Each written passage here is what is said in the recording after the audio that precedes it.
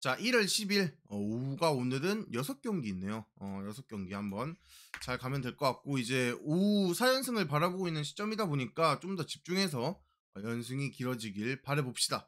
자, 일단 호주 축구부터 해보자면은 오늘은 배팅을 안 할 것 같아요. 뭐 어제도 배팅을 안 하긴 했지만은 오늘 뭐 그렇게 좋아 보이는 경기는 아니어서 호주 축구는 패스를 하신다고 생각을 하시면 될 것 같다. 자, SK랑 모비스 경기부터 좀 시작을 해보도록 합시다. 자, 일단 SK랑 모비스 둘 다 상당히 이제 흐름이 좋은 팀들의 맞대결이라고 좀 생각을 하시면 될 것 같아요. 뭐 헤드라인을 뽑자면은 이런 식으로 헤드라인을 뽑을 수 있을 것 같고, 둘 다 거진 5연승 정도 하고 있죠. 그래서 둘 중 한 팀은 연승이 끊긴다는 점 이해하시면 될 것 같고, SK부터 이야기를 좀 더 해보자면은 사실 SK가 이 긴 연승 동안에 어떤 농구를 했기에 5연승이 가능했냐? 사실 이거에 대한 대답은 간단합니다. 좀 쉽게 말하면은 수비적인 농구를 했다라고 생각을 하시면 될 것 같아요. 아무래도 좀 저득점의 양상 혹은 이제 좀 원의를 바탕으로 한 수비적인 농구를 펼쳤기 때문에 그게 통했고, 그래서 이제 5연승을 했고 지금 1위에 위치해 있다라고 이해를 하시면 될 것 같습니다. 그렇다 보니까는 이번에 1월 달에 SK가 경기를 한 3경기, 4경기 했죠. 3, 4경기 했는데 거진 이제 다 80점을 넘기지 못하는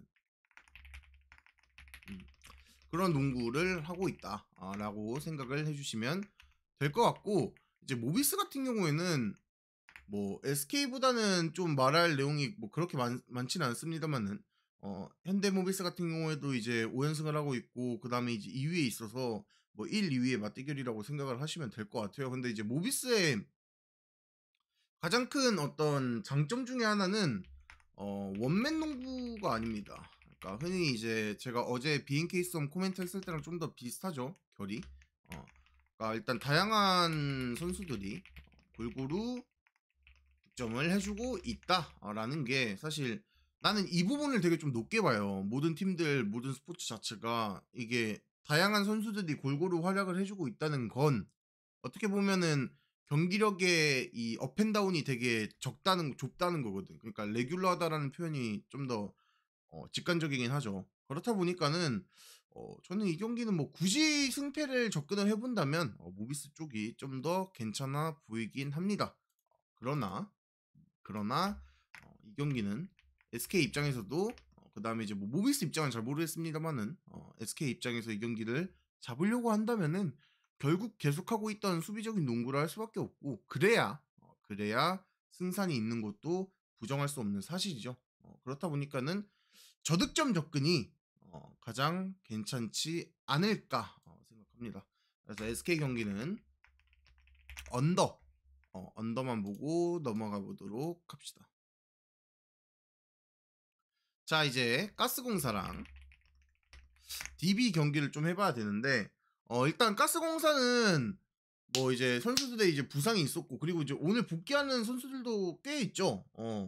복귀하는 선수들도 좀 있어 보여요. 있어 보이고, 뭐 그거와 별개로 제가 이제 결론부터 말하면 저는 일단 DB를 고평가합니다. 시즌 직전부터 고평가를 했었고, 뭐 시즌 초반에는 뭐 이제 내부적인 이슈로 인해서 경기력이 상당히 안 좋고 이제 결과가 안 좋았던 DB죠.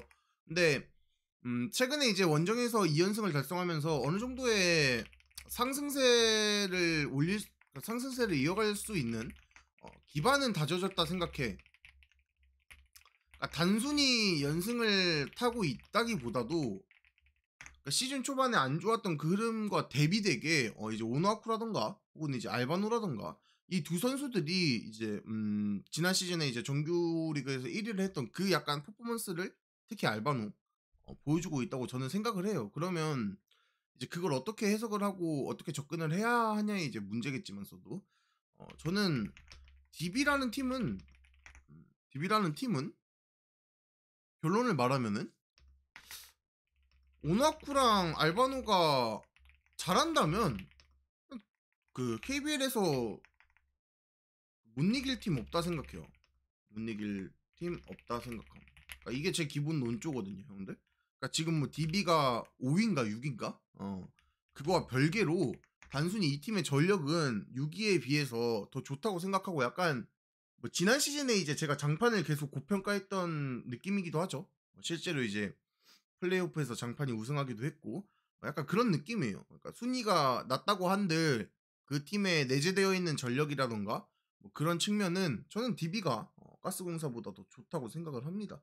그렇다 보니까는 이 경기 역배 DB를 주긴 했는데 딱히 막 그렇게 역배라고 쫄 필요까지도 없고 뭐 역배 줬으면은 뭐 프렌으로 접근하는 게 좀 더 맞는 선택지겠죠. 그래서 이 경기는 일단 프렌을 먼저 보고요. 그리고 이제 언어버 이야기도 해야 될 텐데 이제 가스공사가 사실 이 DB랑 붙었을 때 어떤 득점력을 보여줄 수 있을지까지는 잘 모르겠어. 잘 모르겠는데 어쨌든 홈이라서 사실 득점적인 부분이 떨어질 거라고는 생각이 좀 안 들어요. 가스공사가 홈이라서 득점적인 부분이 크게 떨어질 거라고는 생각 안 들거든. 안 들고 그리고 이제 특히 이제 이번 시즌 가스공사 보면은 올 시즌 평균 득점이 이제 80점을 넘어요. 그렇다 보니까 이제 득점력은 보장되어 있는 팀이고 그렇다고 한다면은 저는 이 경기는 다득점도 좀 볼만한 경기지 않을까 그렇게 생각합니다. 그래서 이 경기 프렌 그다음에 다득점 둘 다 가볼 만한 경기라고 배팅 라인이라고 생각을 합니다. 자 연홍해 봅시다. 삼성생명이랑 우리은행 경기인데 이제 삼성생명 같은 경우에는 사실 뭐 우리은행도 이겼지만서도 결국 뭐 신한은행 만나서 지기도 하고 그렇다 보니까 뭐 기본적으로 좀 기복이 있다고는 느껴져요. 뭐 물론 이제 스포츠 자체가 기복이 있는 거긴 하지만서도 특히 이제 제가 삼성생명이라는 팀을 떠올리면은 다른 팀들과 다르게 뭔가 전력에 비해서 좀 더 이제 기복이 있다라고 좀 느끼는 그런 팀이기도 하지만 하나은행 입장에서 이 경기를 어떻게 풀어가야 되냐라고 물어보면 결국 삼성생명의 문제가 뭐야? 그러니까 약점? 이게 뭐야? 결국 백코트에서의 전력이 프론트 코트만 하지 못하다라고 나는 생각을 하거든, 형들. 근데 결국 이게 문제라면은 그래 문제는 알겠어. 나도 아는데 뭐 이제 하나은행 감독이나 선수들은 모르겠냐? 다 알겠지. 근데 우리가 여기서 뽑아가야 되는 건 이러한 문제가 있어요. 응? 이러한 문제가 있어. 백코트에서의 전력이 프론트 코트만 하지 못해가지고 백코트에서 뭐 압박이라던가 그런 득점적인 부분이 약점이라고 한다면은 이걸 어떻게 이용할 수 있냐? 어떻게 이용할 수 있냐가 문제야. 그러니까 이걸 어떻게 이용하냐? 혹은 달리 말하면 어떻게 해결할 수 있냐가 하나은행이 이길 수 있는 방법이겠죠. 근데 진짜 어떻게 이용할 수 있는데? 내가 하고 싶은 말이 이거야. 하나은행이 뭐 이 문제를 안다고 하더라도 하나은행 입장에서 백코트의 문제가 백코트의 문제를 하나은행의 어떤 지금 라인업 매치업을 보면은 결국 하나은행도 결국 프론트 코트에서 경기를 풀어나가야 되는 팀인데 왜냐면은 얘네가 그 BNK성 경기 보면은 프론트 코트에서 이제 우위를 점하지 못하다 보니까 막 전반전에 20점도 못 넣었잖아. 응? 전반전에 20점 못 넣으니까 그 다음에 어떻게 해버려? 3점 난사 박아버린단 말이야? 어? 근데 이제 막상 3점 남사 박았는데 이제 야투율이 한 20%대 20% 나올까 말까 20% 정도 그러면 이제 경기를 그냥 무기력하게 지는 거예요. 그게 BNK성 경기였고 근데 나는 그게 뭐 거의 반복될 거라고 생각해. 물론 그 격차는 BNK 썸에 비해서는 이제 삼성생명이랑 할 때가 좀 더 좁아지긴 하겠습니다만은 나는 그 결이 삼성생명 매치업에서 그렇게 달라질 거란 생각은 안 들거든. 그러니까 백코트에서의 전력에 대한 공략을 하려면 결국 프론트 코트를 이겨야 돼요. 근데 거기에서의 우위를 점하지 못하면 백코트의 문제점이 드러나기 전에 게임이 삼성생명 쪽으로 굳혀질 수밖에 없는 경기이지 않을까 라고 생각을 해서 저는 이 경기는 삼성생명 승, 그 다음에 마인까지도 충분히 볼만한 경기겠죠. 기준점이 지금 배트맨에 안 나온 걸로 알고 있는데 아마 뭐 8.5, 9.5 정도로 보인다면은 뭐 5마인도 뭐 좋은 선택일 거라고 생각합니다. 그래서 저는 이 경기는 삼성생명 승, 그 다음에 5마엔, 그 다음에 일반 마엔 이렇게 3개 보시면 될 것 같고, 저득점까지도 볼만한 것 같아요. 저득점까지도 좀 볼만한 이유가 결국 프론트 코트에서의 우위가 경기의 승패 여부 혹은 핸디캡까지도 가릴 만한 매치업이다 보니까 어, 좀 이제 남자 농구로 비유를 하자면 되게 좀 끈덕한 농구 양상일 수밖에 없을 것 같아. 템포가 빨라봤자 그렇게 빠를 것 같지도 않고, 뭐 물론 이제 두 팀 다 야투리 터져가지고 3점이 팍팍 들어가고 뭐 그러면 그건 어쩔 수 없지. 뭐 그거 제외한다면은 저득 저득점이 가장 저득점도 볼만한 경기라고 생각을 합니다. 자, 그 다음에 배구 2경기 봅시다. 물 좀 마시고 해보도록 할게요.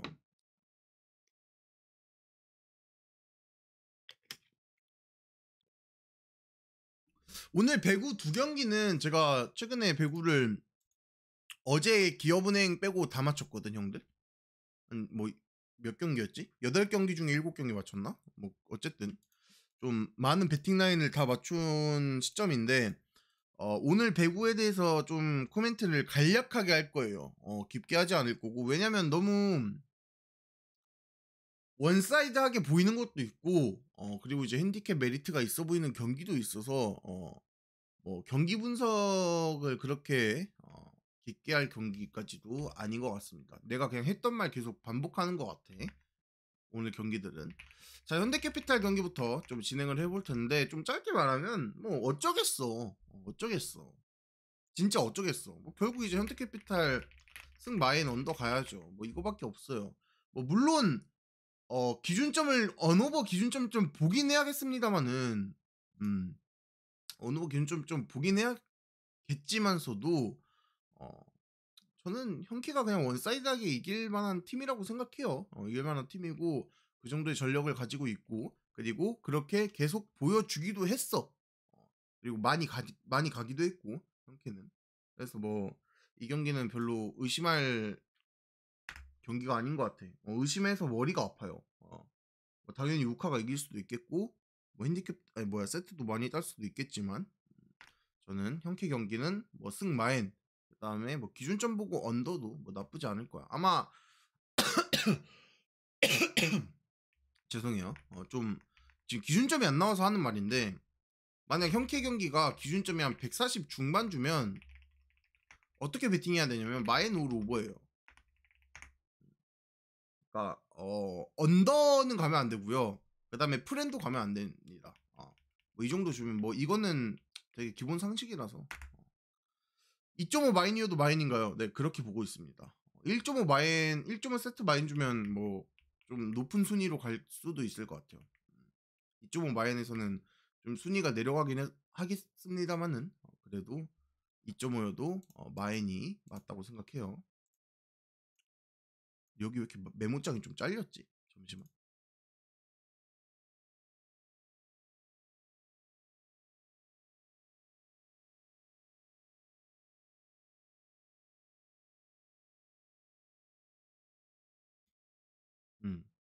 좀 이따 하자. 그래서 이제 GS 경기랑 정관장. 이거는 형키랑 약간 좀 반대돼. 2.5 세트 프레임 주면 그냥 2.5 세트 프레임 찍으면 될 것 같아요. 그러니까 이게 느끼는 게 뭐 내가 느꼈을 때는 우카가 형캐 한 세트 따는 것보다 GS가 정관장 한 세트 따는 게 더 훨씬 쉬워 보이거든. 그래서 뭐 오늘 약간 둘이 배당도 비슷하고, 형들 형캐랑 정관장이랑, 그다음에 이제 아마 배팅 라인도 비슷할 거예요. 언어보도 그렇게 차이 나지 않을 거고, 여배 남배 감안하면은. 그래서 이 경기는 프렌 접근이 맞는 것 같습니다. 프렌 접근이 맞는 것 같고, 뭐 기준점 보고 오버? 기준점이 어느 정도 줄 줄 모르겠는데 일단은 2.5 세트 프렌이 가장 맞는 선택이라고 생각해요. 그래서 뭐 오늘 남배랑 여배는 그렇게 길게 코멘트를 안 하는 이유가 뭐 약간 좀 비슷하게 볼 수도 있는, 혹은 뭐 일반승 배당이 한 1.4, 뭐 1.3, 1.5 뭐 이런 경기가 없어서 코멘트를 하는 게 되게 식상해. 그냥 똑같은 이야기야. 뭐 당연히 정관장이 유리하고 당연히 형캐가 유리하겠지. 결국 어떤 배팅 라인을 갈 거냐의 문제잖아. 그렇게 봤을 때는 형캐는 일반승, 마헨, 언더가 셧아웃이 보인다는 뜻이죠. 그 다음에 GS는 지더라도 한 세트는 딸만한 매치업이다라고 결론을 지을 수 있을 것 같습니다. 자, 추천받고 1순위랑 추천픽 오픈하고 방송 마무리합시다.